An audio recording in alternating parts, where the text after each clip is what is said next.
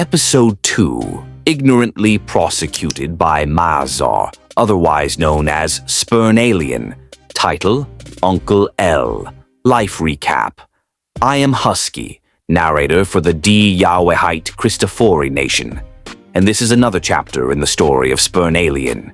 Growing up, I watched my mother try to help a man who never truly valued loyalty. Uncle L was once involved in drug dealing overseas. He built networks, made money, and eventually ended up in prison for years. During that time, my mother, Mommy J, was one of the few people genuinely helping him without expecting anything in return. She protected his money, managed affairs for him, and stood beside him when many others disappeared. But over time, I began to notice something dangerous about Uncle L. Not strength, not wisdom, but bitterness disguised as wisdom. Situation 1. There was a period where Uncle L suddenly stopped communicating with Mommy J. After finally getting answers, he claimed another family member's wife had told him lies about her. What shocked me was this. After years of help and loyalty from my mother, all it took was one accusation for him to believe her without even making a phone call to verify the truth. No conversation, no reasoning, no "sis, is this true?" Just distance, accusations, and silence. That was the moment I realized something about my uncle. A man can talk wise and still lack discernment, because wisdom asks questions before destroying trust. From that moment, I limited my contact with him. Situation 2. At the time, my grandmother, Granny S, was living in a board house.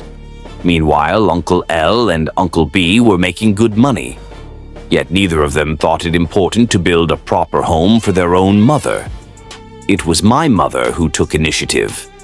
And the painful irony is where the money came from. She started building the concrete house using interest earned from money Uncle L had asked her to safeguard in the bank. She was trying to use blessing to create blessing. But once Uncle L realized how much interest the money was producing, he suddenly changed his mind and started demanding the interest for himself. And just like that, the building process slowed down.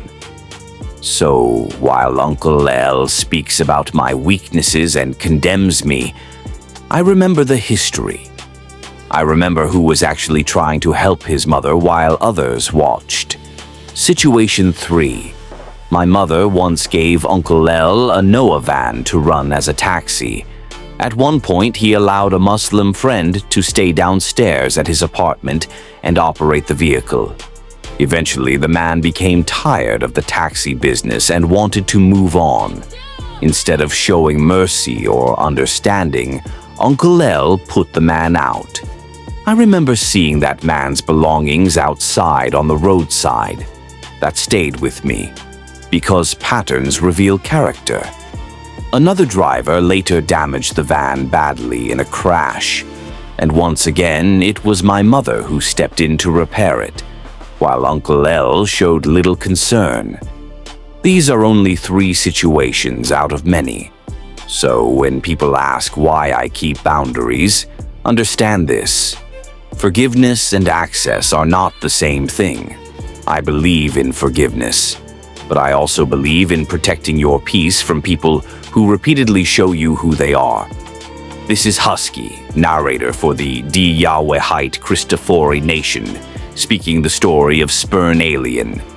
Stay tuned for the next episode of Ignorantly Prosecuted. Follow, share, reason. Because somebody out there is surviving the same kind of family hypocrisy in silence.